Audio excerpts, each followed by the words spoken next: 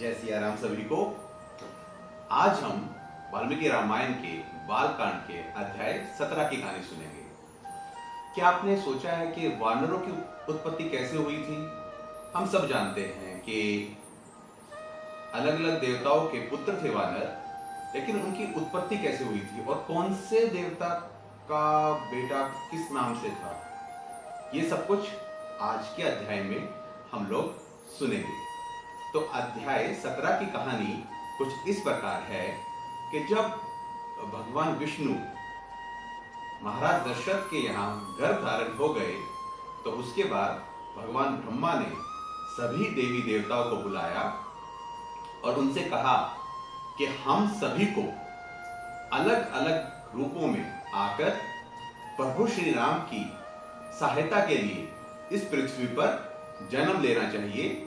इसलिए आप सभी अलग अलग अप्सराओं के यहाँ, अलग अलग नागकन्याओं के यहाँ जन्म लीजिए और ऐसे पुत्रों को जन्म दीजिए जो बहुत बलशाली हों, जिनके अंदर बहुत तेज हो, जो कि तेजस्वी हों, जो उड़ सकते हों, जो मायावी हों। जो जो आपकी शक्तियां हैं, उन शक्तियों का उपयोग करके अलग अलग पुत्रों को जन्म दीजिए वानर के रूप में, और ये सभी वानर समय आने पर भगवान राम की सहायता करेंगे। तो सभी देवता इस बात से सहमत होते हैं। उसके बाद भगवान ब्रह्मा कहते हैं कि मैं तो पहले ही प्रभु श्री राम की सहायता करने के लिए जामवंत रूप को धरती पे भेज चुका हूं। जामवंत मैं जब एक बार जमाई ले रहा था तो मेरे मुख से प्रकट हुए थे, और वो तो पहले से ही पृथ्वी पर हैं प्रभु राम की सहायता के लिए।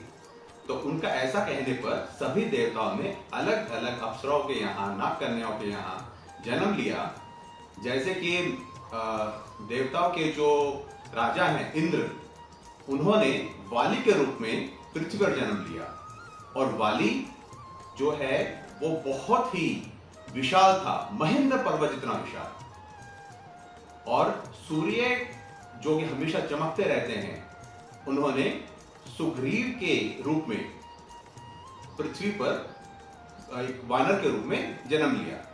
बृहस्पति ने तार नामक वानर के रूप में जन्म लिया, जो कि बहुत ही बुद्धिमान था। कुबेर ने गंधमदन नाम से, विश्वकर्मा ने नल, और अग्नि ने नील। नल और नील बहुत बुद्धिमान थे।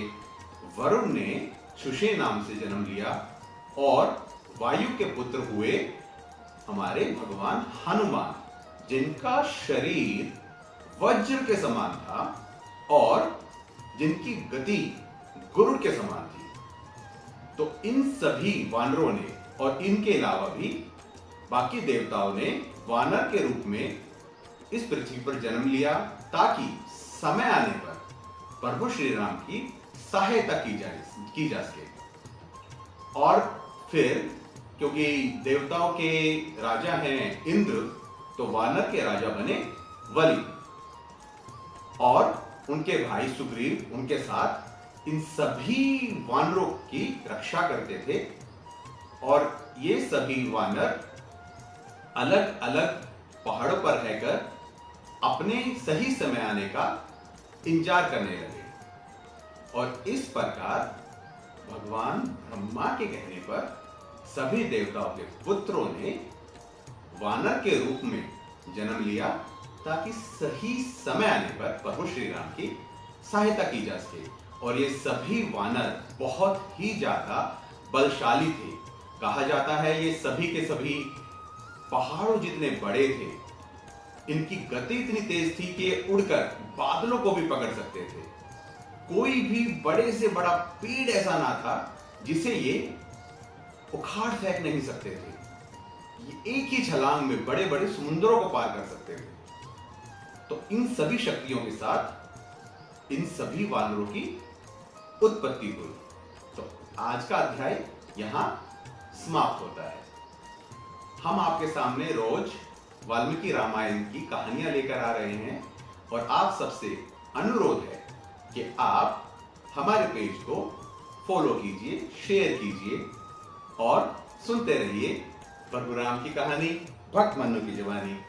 जय सिया राम सभी।